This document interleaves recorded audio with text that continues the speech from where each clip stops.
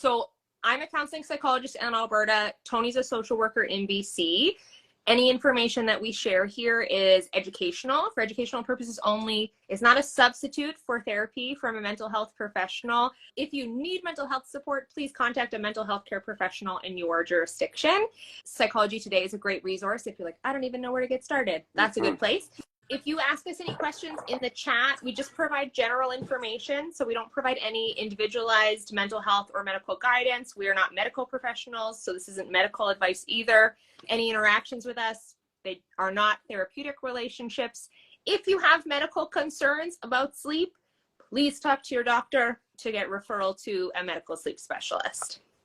Absolutely. No, thanks for that. Yeah, definitely especially the part about asking to speak to a sleep specialist, because, you know, a lot of people, first off, they go to the family doctor absolutely for like adult sleep complaints particularly, but you know, it's important for folks to know most GPs don't have specialized training in sleep medicine. So, because I've heard some horror stories, unfortunately, as well, where people are, misdiagnosed or don't get the treatment that they need. So it's so important to advocate, for the right, talk to the right person.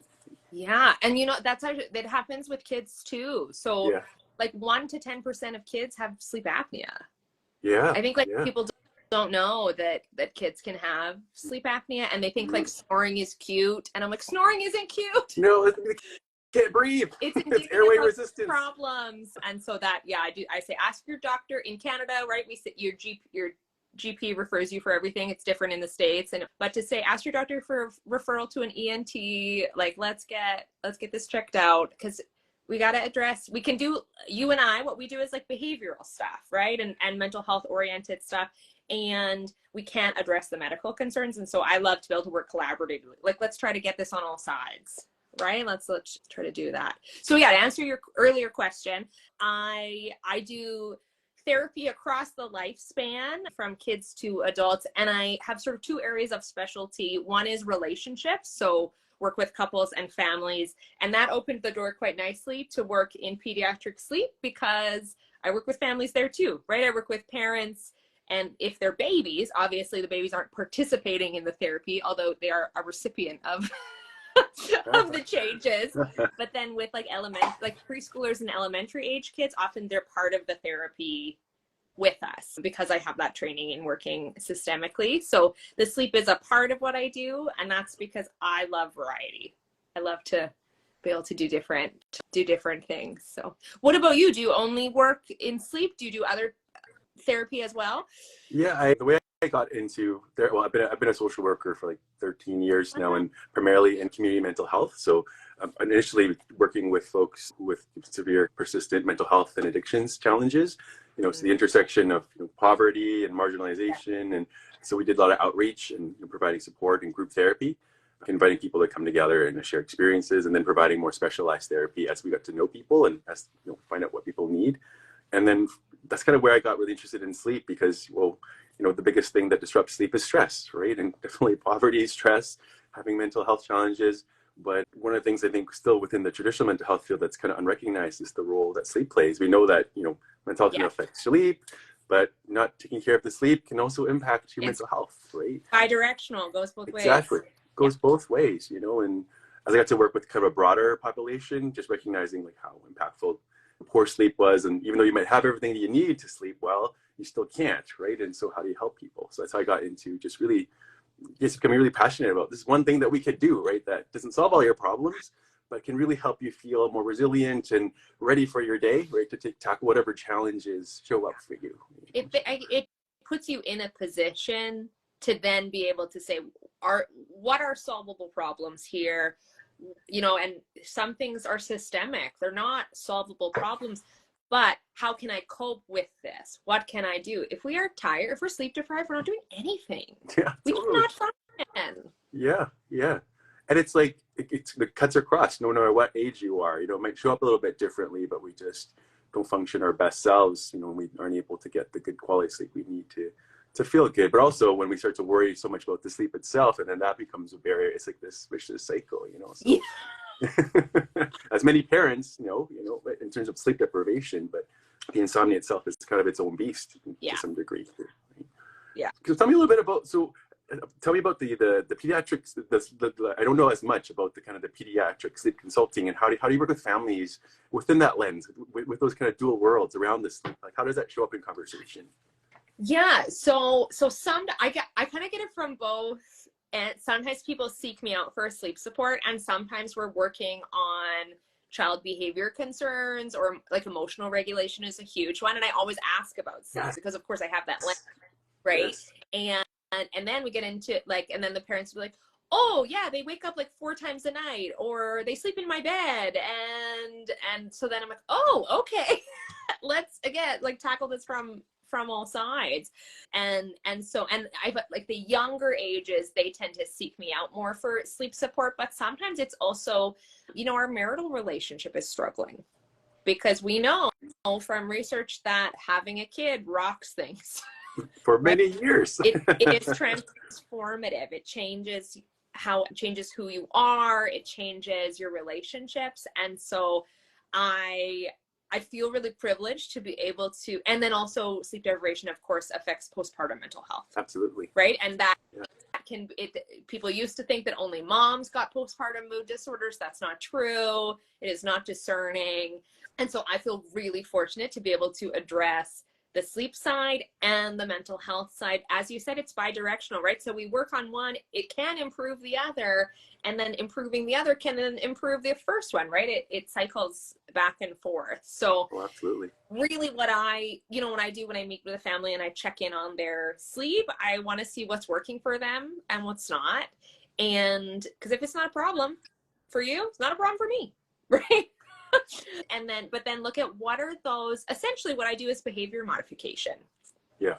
Right? I go, what behavior, because we interact with each other, right? So a baby or a child does something and a parent responds. This is how we build attachment. Mm-hmm. This is phenomenal, this interactional effect. Mm-hmm. What happens is that we get kind of stuck in certain ways of responding mm-hmm. that don't always serve us very well, mm-hmm. right? So a baby cries when it's sleep time, and so the parent holds them until they're asleep and then puts them down.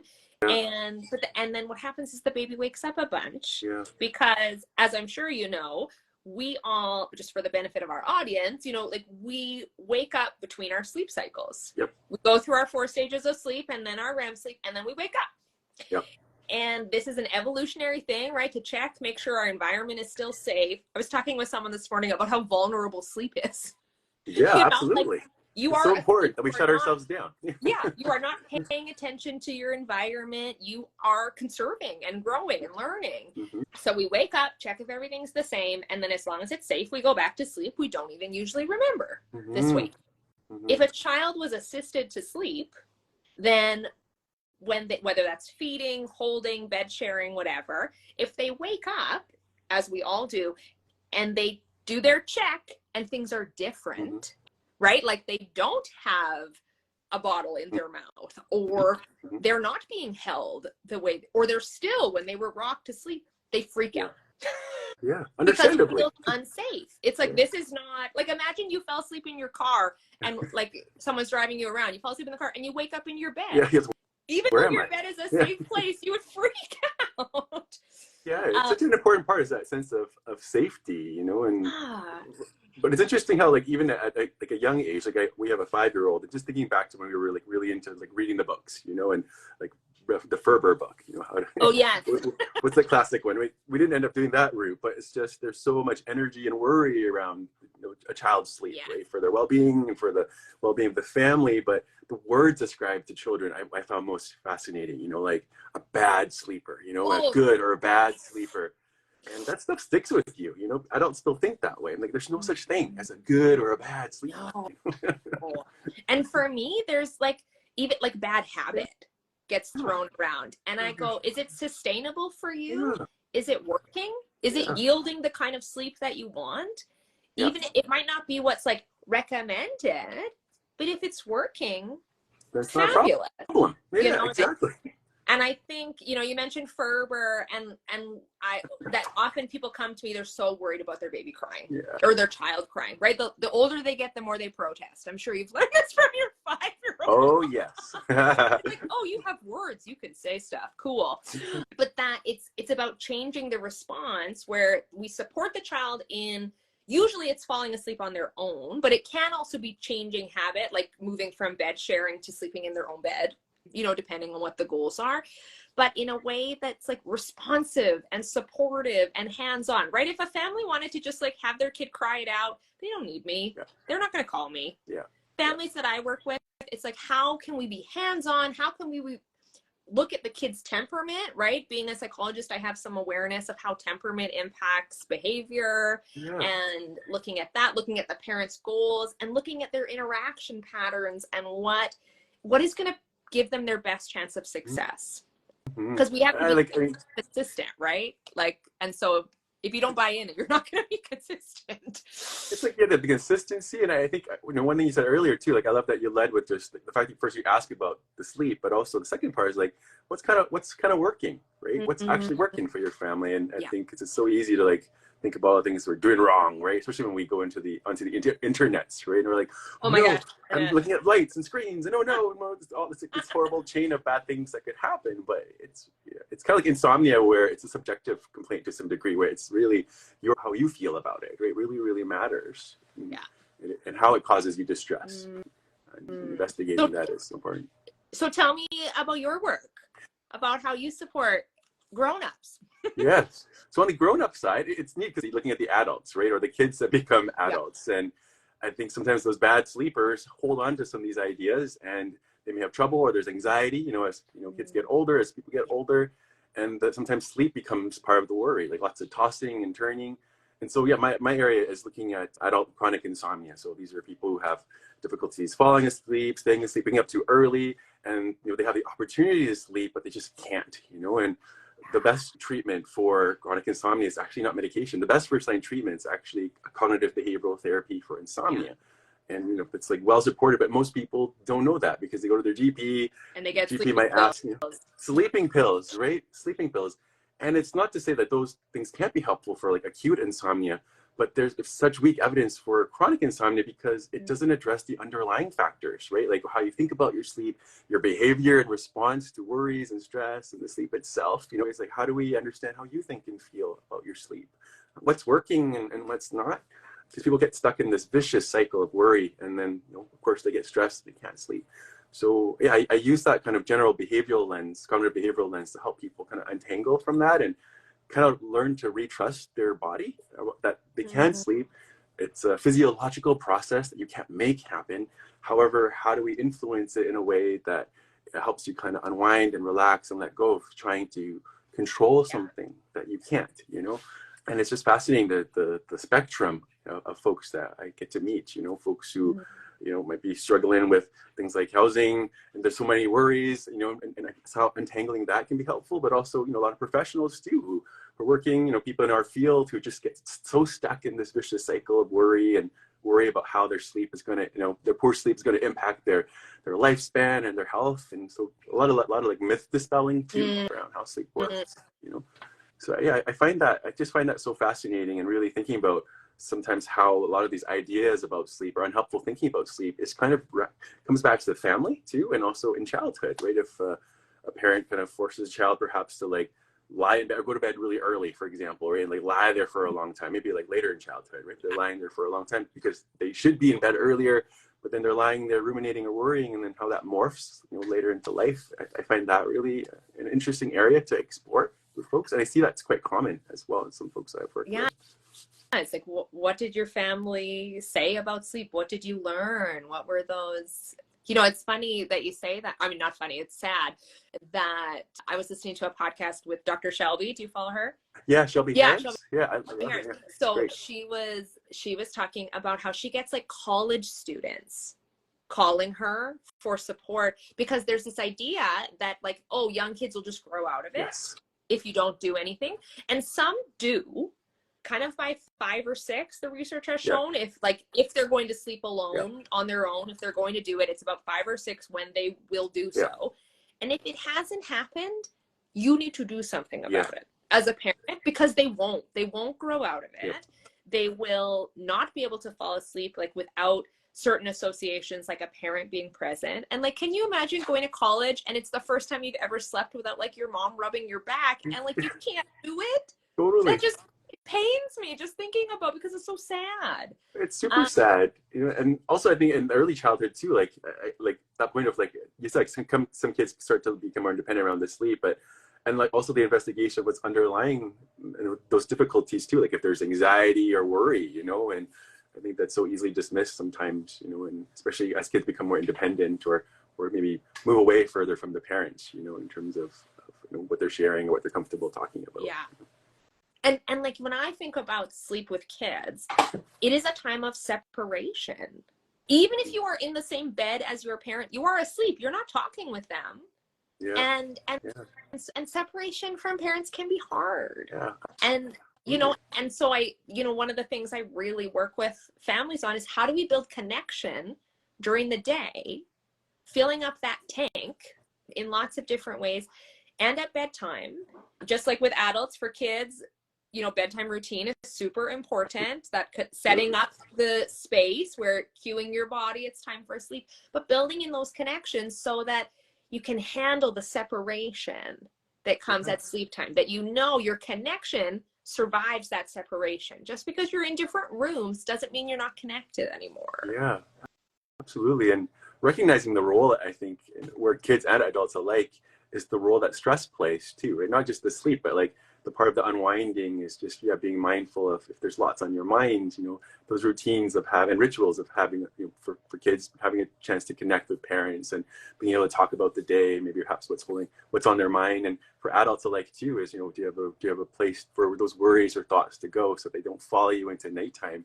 That's so important. It's amazing, like those you know, those rituals stay with us, right? And can we cultivate ones that are that kind of like that virtuous cycle, right? That allows us to let go ultimately. You know, sleep is that ultimate act of letting go, right? Feeling safe enough or sleepy enough, but you kind of need both, right? You need both. Safe and sleepy. I love that. That's the new notes. SNS.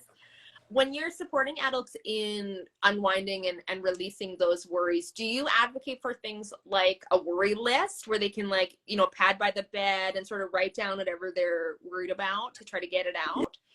Yeah, I think the way I kind of approach sleep is I use this cognitive behavioral therapy for insomnia as a backbone, but it's really about just customizing, you know, just getting to know someone and especially drawing on stuff that they found helpful. Because I find it interesting, sometimes people will do things during the day, for example, meditate, and they find it super helpful. But at nighttime, because it's such tinged by anxiety, they forget those tools or they don't remember or they haven't tried, for example, writing those things down. Like the other day, I was working with someone who is really organized, they have really kind of good to-do lists, but at nighttime, when they have a lot of those, you know, mental things running through their mind, the same strategy they've never tried. So like, hey, what happened if we just, you know, put a piece of paper by your bed or, you know, just get up, just write those things down. The goal is not to solve the problem at night, but to help you decide when you're going to deal with that so that your mind can let that go a little bit, right? And there's a little bit of a light bulb moment. So yeah, absolutely. Like I think the unwinding is so unique to to people, but it's just something that helps them get out of their head and into their body, you know. Yeah, totally. I love that, like, individualized approach, that's what core to my work too. There are these ideas like CBTI and, you know, typical behavioral strategies for sleep. And so we have those as our base. But again, if people want, they could just get a book. like do this, and they just do it and they're good.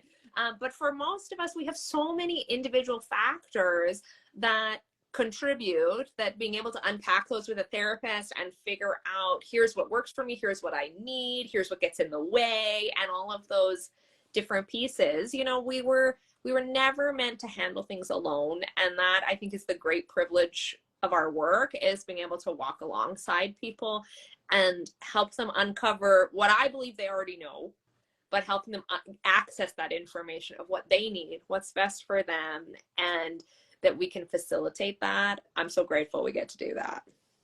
Yeah, it really is a privilege just to walk next to someone, get to know them, and help them learn to trust themselves more too. You know, you don't need more. You don't need to do more. You don't have to. You can just kind of have what you have, and how can we take the stress off of yourself that perhaps you place on yourself too, right?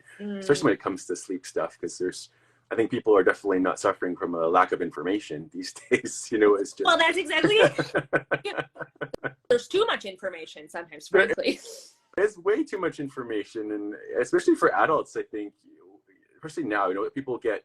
I have to meet people who've been suffering with sleep problems for years, and then the part of the feel for the anxiety is, you know, I'm worried that my sleep is going to lead to dementia or Alzheimer's. And one of the things I provide a bit of reassurance is like, well, the best research available out there is correlational, right? And sleep in itself is not the only thing that can impact the risk of Alzheimer's. For example, we know that, you know, stress, nutrition, you know, access to healthy food, exercise, all those things influence that as well. And I think it's important to recognize that, yeah, too much sleep can indicate problems, but too little can also have problems as well. But for most folks, it's that sweet spot in the middle, and quality sleep matters a lot more than the quantity. Yeah. And so just providing a bit of reassurance it's kind of nice to see people just take a breath. Oh, yes, it's the best. And we live in this information age, right? And so things are so accessible and really overwhelming. Like the whole reason I got into the world of pediatric sleep was because of my own kids, my oldest in particular, and my own experience with sleep deprivation and too much information. One, I was reading all the baby sleep books, and two, I know a lot about attachment from my work, and there's these myths out there that changing sleep habits is going to harm your baby and harm your attachment with them. And so I was terrified. Yeah, I have, of course, since learned that is not true. It wasn't true for my family. It is not true in research. It is solidly, repeatedly proven. But it was too much. It was so overwhelming. And so I think that's one of the privileges, again, that I don't take for granted, is this, like, I can distill the information. I can pull what you need and help you let go of all the other stuff that isn't for you. It might be for somebody else, but it isn't for you. It's about you. It's about you, your family, and like same with adults. It's about your sleep. And because sleep is, you know, I like to I always like to let people, or one thing I remind people is that, you know, you are unique, but your insomnia isn't. You know, like insomnia is so common, right? And some people often feel so alone. But yeah, it's about just distilling the information and finding a toolbox that works for you. Right? And the same as I imagine for families too, and just providing that it's okay, right? That what works for you. That's great. What works. That's like, we have like some main takeaways because we're wrapping up here. We got like, do what works for you. Listen to your like inner wisdom about what you need and what you need to do, and build in those rituals that really enhance your best chance of being safe and sleepy. You know, bedtime routine, releasing the worries of the day, helping your body feel calm and ready for sleep at a time that is like age appropriate and works for your sleep needs. And you're off to a great start. And then if you find that's not enough, come hang out with us. If you live in BC, call Tony. If you live in Alberta, call me, and we'll make it happen. Or we can also refer you to other people if you don't live where we live. Totally. Like, you know, there are people who can help around the sleep, right? And it's so important to speak to someone you're comfortable with, and to someone who's, you know, and I always just like stress the piece about go talk to your doctor, but ask for a referral to a sleep specialist, especially when there's medical stuff, as you mentioned, like with the kids and snoring.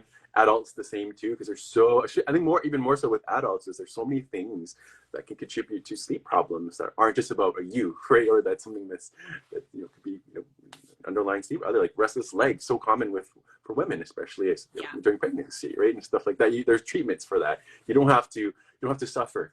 You don't have to suffer. There are Please don't suffer. Help. Please don't suffer. Yeah, please don't suffer. Help you. yeah. There are people here to help. But I want to be mindful of your time, because I know you gotta probably head out soon.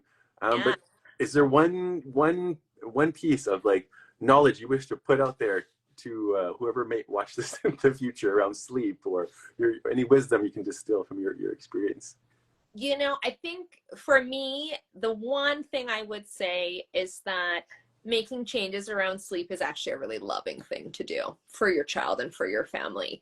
That I love boundaries. I'm a big fan. And so that's what this is. It's changing your response, is setting a boundary around sleep where you deliver that boundary in a loving, kind, responsive way, you're actually helping your child know what to do. You're setting them up to get the sleep that they need. So for me, it's a really loving act. And as you're talking about the adults, it's like that's self-love for me too. Oh, absolutely. I think it's about untangling yourself from insomnia is about drawing on that same compassion that you'd offer to a child, you know, that you love. And it's really the opposite, because insomnia is about, you know, really stressing, worrying, you know, like being hard on yourself sometimes too. Why can't I sleep? What's wrong with me? So stopping that struggle with sleep and saying, you know, and being able to kind of let go and rebuild that trust with your body through CBTI or, you know, whatever model works. But I mean, it's a great place to start, whether you're a kid or an adult. Oh, I love that. Yeah. Well, that's so cool. I see so many connections between the two, you know. So many parallels. Yeah. Yes. And if that foundation is there's like this support as a kid and as a family, that will transition into adulthood, you know, and having a healthy relationship with sleep throughout your life. I mean, untold benefits. Amazing. Yeah. Well, thank you so much for this. It was so much fun. This was like, we were so nervous. This was so easy to just chat. Yeah. We could do the chatting part. It's just like the Instagram live part, but here we are. But we did it. Well, thank you so much for your time. And yeah, we'll connect again. Absolutely. Stay in touch. Awesome. Thanks, Tony.